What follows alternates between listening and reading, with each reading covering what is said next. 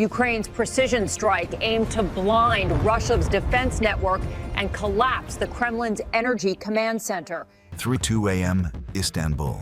What was supposed to be a crucial 90-minute emergency dialogue between Ukraine and Russia. It disintegrated in just 11 minutes and 24 seconds. The Russian delegation arrived carrying a folder stamped "Final Conditions." But these weren't proposals. They were ultimatums demanding Ukraine surrender 38% of its sovereign territory. Ukraine's foreign minister didn't even finish reading page 2 before closing the folder. His response was crystal clear. If this is your peace, then you prefer war. By 3:15 a.m., Europe's Sentinel-9 satellite detected something ominous. 14 47 M2 hypersonic missiles being rolled onto active launch rails near Kursk. These weapons could hit Kyiv in just 9 minutes. This wasn't posturing. This was preparation for immediate attack. Kyiv's response, not panic, pure calculation. At 3:27 a.m., the Ukrainian General Staff activated Protocol Delta Black, codename Operation Midnight Tempest.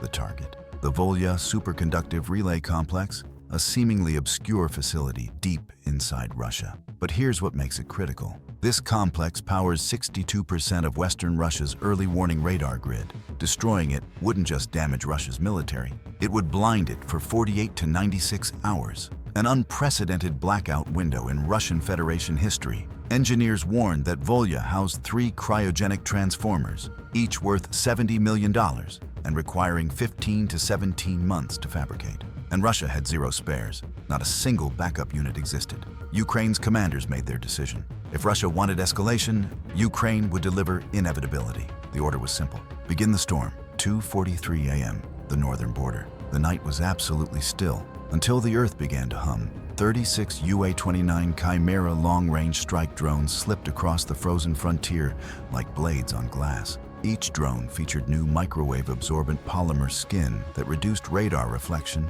by 99.2%, a number Russian technicians once dismissed as physically impossible. These drones descended to just 9 meters above ground, their shadows smearing across the snow. Their engines ran in stealth mode, producing only 27 decibels, quieter than a human whisper. Russian Podlet K-1 radar stations swept 3, 4, 5 times. Nothing. The screens were too clean. But the drones were already 74 kilometers inside Russian airspace. The route Ukraine chose was suicidal. 12 frozen ravines, 4 electromagnetic cold spots, and 2 civilian wind farms generating turbulence strong enough to flip light aircraft. Any miscalculation meant the entire strike package would crash. But Ukrainian guidance AI compensated for microgusts just 0.03 seconds after detection, faster than any recorded human reaction time. The Chimeras snaked through terrain no Russian pilot would dare fly in daylight. At the 162-kilometer mark,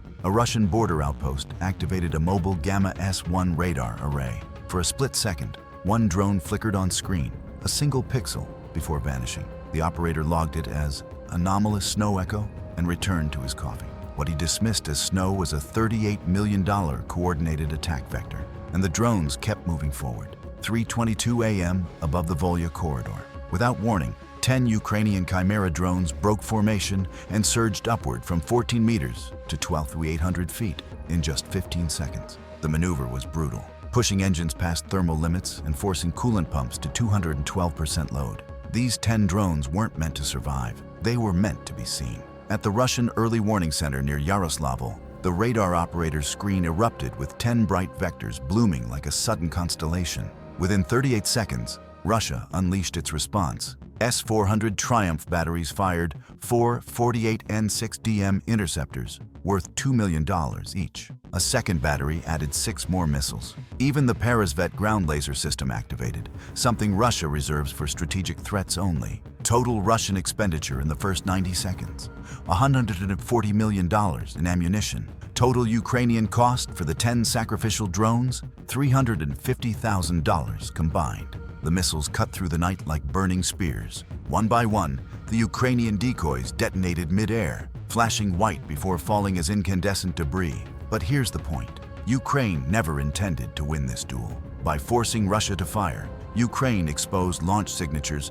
radar frequencies, and reload timings. In their panic to intercept 10 cheap drones, Russia revealed the positions of two S-400 batteries, the rotation arcs of three Buk M3 launchers, Paris Vet's cooling cycle, and the dead-angle sectors between overlapping defensive grids. In other words, the entire kill box around the Volya relay. Meanwhile, on the ground, unnoticed, 26 remaining chimeras crawled through the radar floor like shadows beneath a burning roof. Russian officers cheered, thinking they'd won. But the sky they just cleared wasn't a victory. It was an opening Ukraine carved with 10 drones, so the real attack could begin. 3:25 a.m. 12 remaining chimeras initiated ECH-12, Ukraine's newest wideband low-frequency disruption suite. And then, Russian radar screens went completely blank, not fuzzy, not degraded, empty.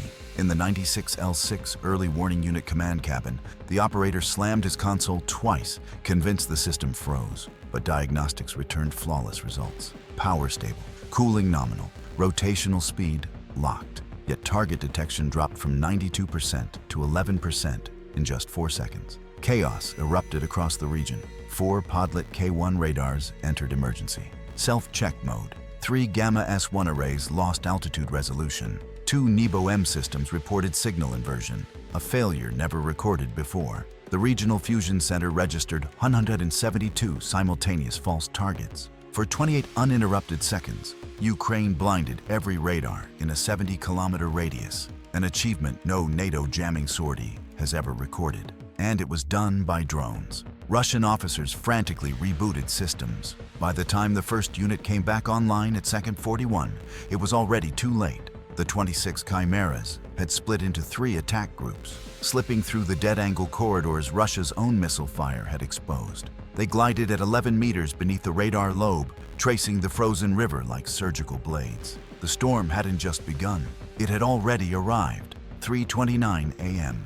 Volya's silhouette rose from the snow like an iron cathedral, cold, towering, and utterly unprepared. 14 chimeras peeled off, climbing to the lethal corridor at 90 to 120 meters, where Russian autocannons should be strongest. The first Pantsir opened fire with 1,800 rounds per minute, turning the night sky into a burning grid of orange tracers. 5 chimeras were shredded instantly, but 9 survived, and that was all Ukraine needed. They dove. The first strike slammed into plasma capacitor number 4, storing 800 kilovolts of raw energy. The detonation was blinding, a flash so bright it was recorded by weather satellites 132 kilometers away.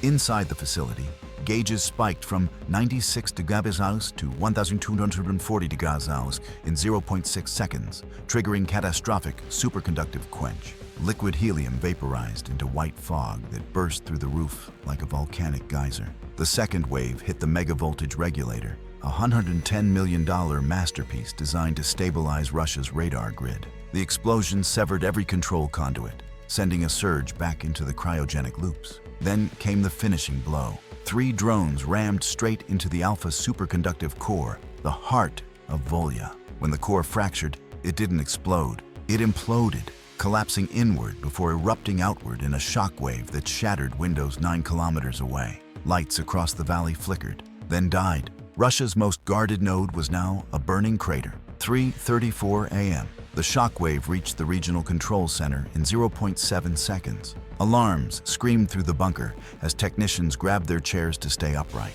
The Volya relay, the brainstem of Russia's western radar web, was gone. System frequency plummeted from 50 Hz to 39 Hz in 19 seconds, forcing 11 power stations to shut down to avoid turbine destruction. Screens went red across 5 oblasts. Substations reverted to backup diesel generators never meant to carry this load. Then the real nightmare began. 5 long-range radar stations, including 2 Nebo-MRs, lost all cryogenic capacity. Their superconductive circuits shut down into hard freeze. Each one would take 6 to 9 days to recover. In that window, Russia's western airspace developed a 1,400-kilometer blind zone, the largest since the fall of the Soviet Union. At 3:36 a.m., the automated UAV command net lost connection to 31 Russian reconnaissance drones mid-flight. They drifted into dead zones, unresponsive. 3 crashed, 2 crossed into Belarusian airspace, triggering international alerts. In the civilian sector,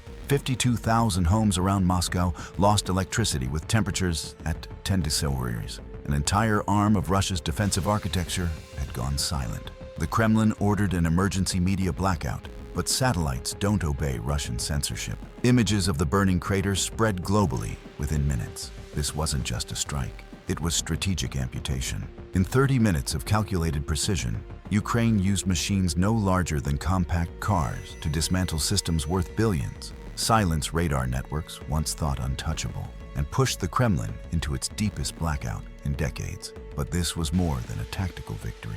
It was a message written in smoke and electricity. In modern warfare, the battlefield no longer belongs to the biggest army, but to the one willing to strike from angles the enemy refuses to imagine. And what comes after this night? That's a question Russia is now terrified to answer.